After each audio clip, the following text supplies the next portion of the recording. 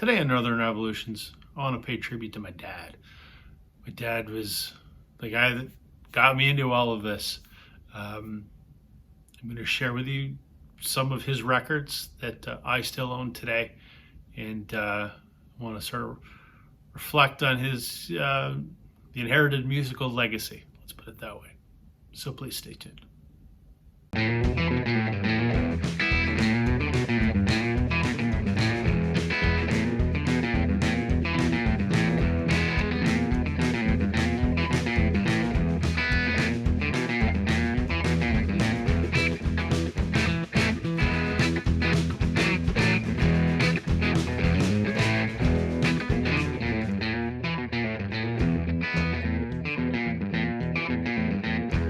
Hey, Ivana community. Welcome to Northern Revolutions.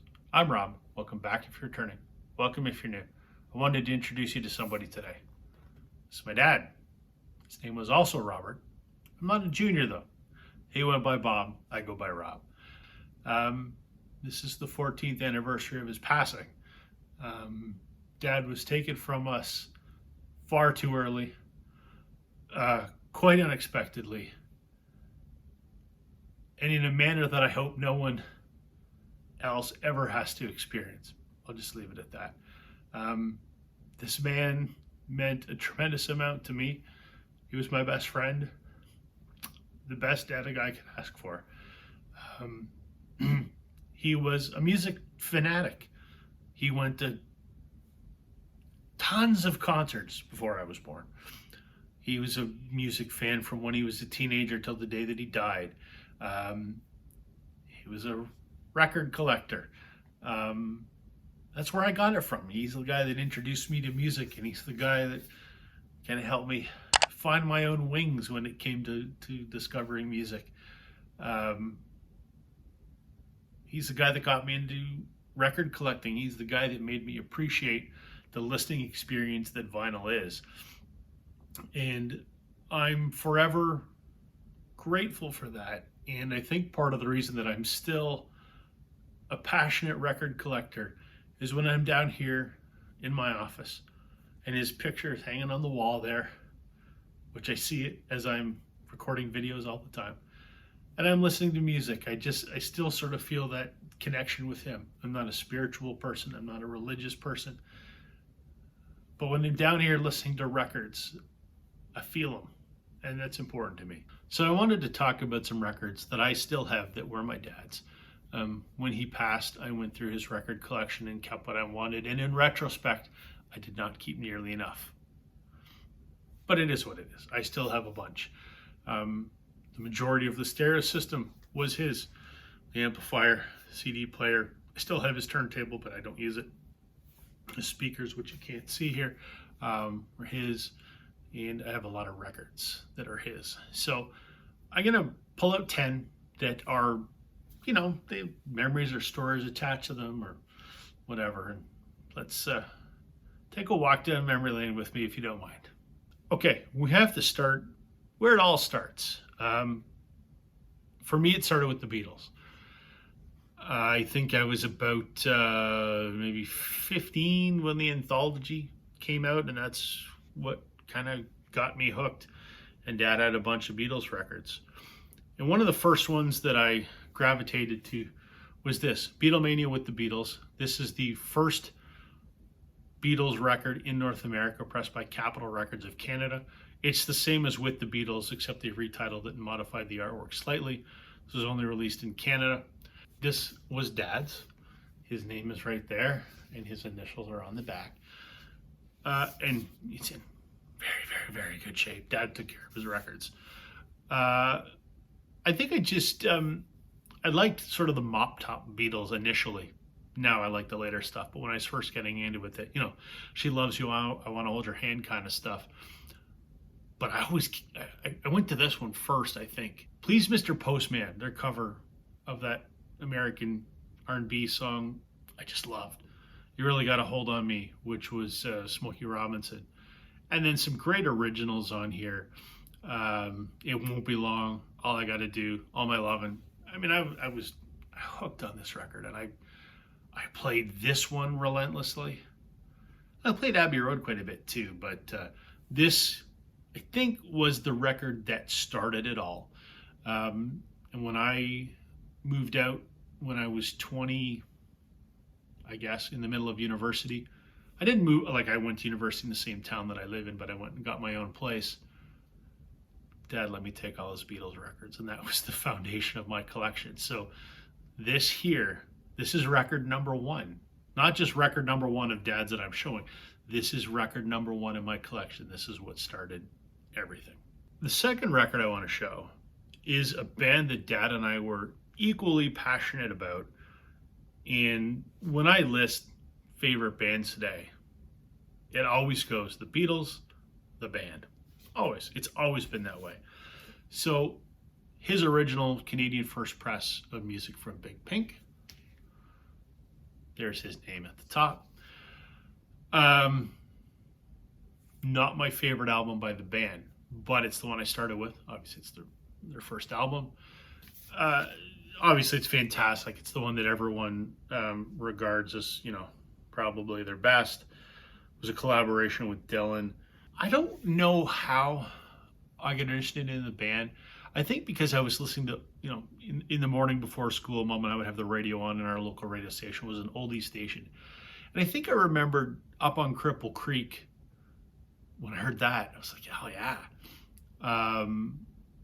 Dad and I happened to be talking about it one day, and he goes, well, you have to listen to the band.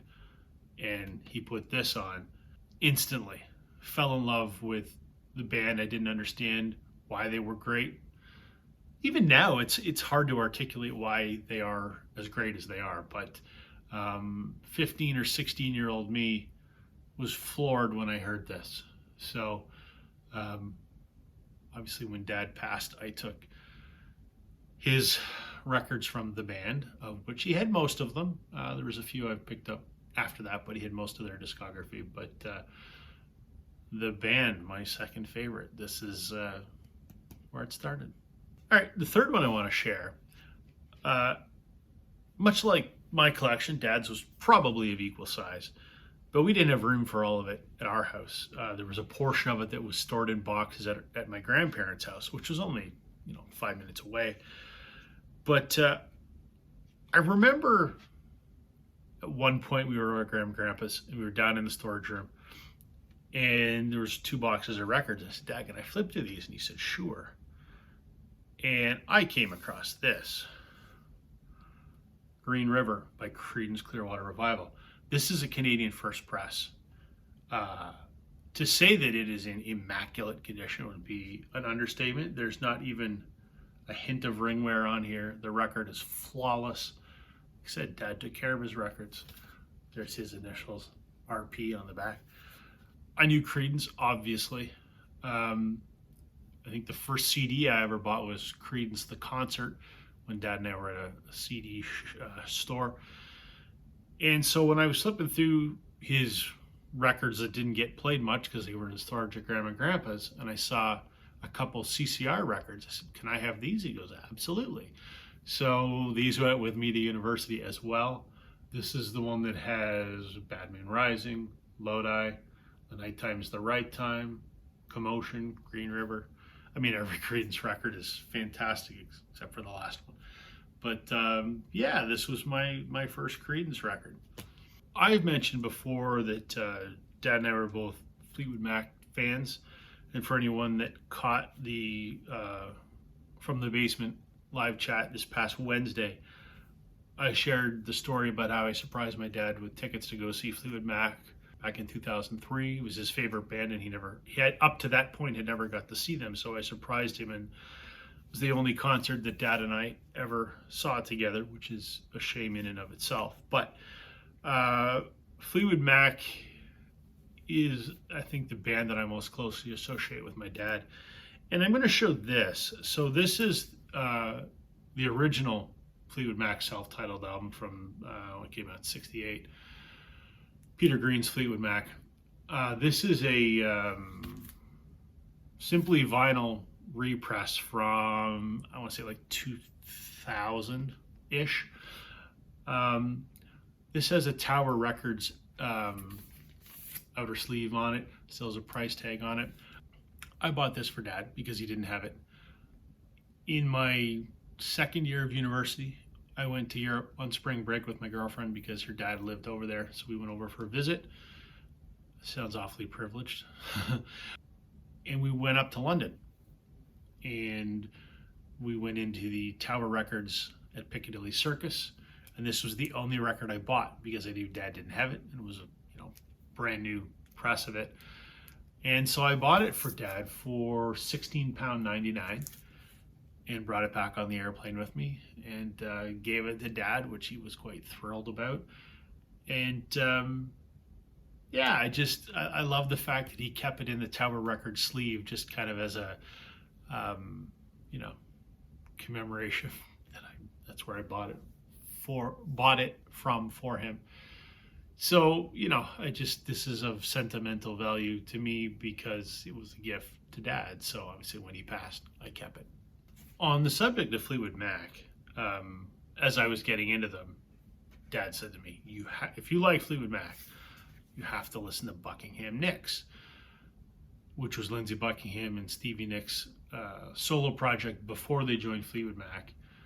It contains the song Crystal, which would appear on the second self-titled Fleetwood Mac album.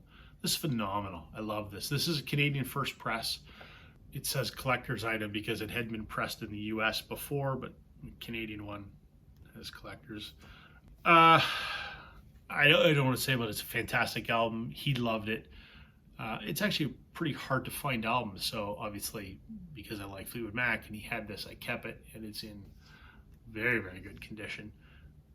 Very enjoyable record. If you like Fleetwood Mac, the Rumors era, try and track this down. It's a great record. This is kind of like a 6 degrees of separation from Fleetwood Mac, I guess you could say. Dad really liked Eric Clapton, and one of the many Clapton projects that he liked was the stuff that Clapton did with John Mayall and the Blues Breakers. The connection of Fleetwood Mac being John McVie is on this record. This is Dad's copy from whenever it came out. This is an original first press, again in flawless condition. He loved this record, and he tried to get a young 16-year-old me to like this record. Bought it for me on CD. Well, I appreciated it at the time. I didn't really... It's not that I didn't like it. It's just, okay, I appreciate this, but it's not something I'm going to listen to. Nowadays, I think it's wonderful. But I don't think I have the CD anymore because I sort of purged it from the collection probably 25 years ago when I wasn't listening to it a lot. But then, of course, when I went through his record collection as he passed, I mean, a no-brainer that I had to keep this because he loved it, and it reminds me of that time when he was trying to get me to broaden my horizons beyond the Beatles and the band and Creedence, and he goes, let's branch out and try something different. And this was one of the let's try something different. So on the subject of Eric Clapton, this was Dad's favorite album, hands down. He raved about this incessantly. Delaney and Bonnie on tour with Eric Clapton and friends. There's Dad's name written on the back. I never listened to this until I liberated it from his collection, shall we say, after he passed. And shame on me that I missed out on 20 years of not listening to this, because this is bloody fantastic. One of the best live records I've ever heard. I think it's phenomenal. And I just love that it's his favorite album of all time. And I have his copy of it. It means a lot to me. I mentioned Dad was keen on pushing my musical exploration and getting me to try different things. And this is another one that he gave me on CD, Santana's Abraxas. Didn't get it at 16. I didn't. Didn't get it in my early 20s, actually, either. It wasn't until he passed away, again, that I took this from what was in his collection, because it was one of those albums that he bought for me on CD, and I didn't listen to or didn't really get into, but I kept it just for that sentimental reason. And boy, am I glad that I did, because this album is incredible. Love it. I mean, it's the Santana album that probably everybody knows, and If anyone has a Santana record, it's probably this one. So another record that I liberated from Dad's collection was this album here, Steppenwolf II. This is an original Canadian first press. Again, when I was a teenager, muddling through everything that was out there, came across the song Magic Carpet Ride and was floored. I'd never heard anything like it. So that was the reason that I pulled this from Dad's collection. I mean, I think it's a very good record now in retrospect. You know, in my age, it's very great. But at the time, I just took it for Magic Carpet Ride because I love Magic Carpet Ride. And the last one is from a band that I mentioned I don't like. It's true, I don't like them. It's the Rolling Stones. This is Hot Rocks, 64 to 71. This was Dad's. Initially, I didn't mind the Stones. I liked the early stuff, you know, Brown Sugar, Wild Horses, Honky Tonk Woman, Satisfaction. You guys know the stuff that's on here. But in particular, I was obsessed with 19th Nervous Breakdown and Ruby Tuesday. I played those songs relentlessly. They're wonderful. I probably haven't listened to them in 25 years, to be quite honest. But I listened to this a lot. And I think I burnt myself out on it. And that and the fact that I think sometimes you can get spoiled on an album because of someone that listens to it too much. And once upon a time, there was someone in my life that listened to this way too much. And I loathe that person. They're no longer in my life. And I think because of that negative association, I just can't listen to the Stones anymore. But I still have this because this was Dad's. And I listened to it a lot, and he listened to it a lot. So for sentimental reasons, this is my Stones record. I don't know that I will ever listen to it again. Maybe. But I have to have it just because it's an important part of the puzzle. There you go, folks. There's 10 records that were my dad's. Thank you for taking that walk down memory lane with me. I'm surprised I got through it. It's been 14 years and it's just as hard today as it was back then. And I guess the hardest thing about it all is that he never got to meet his grandson, and I think Dad would have been a phenomenal grandfather.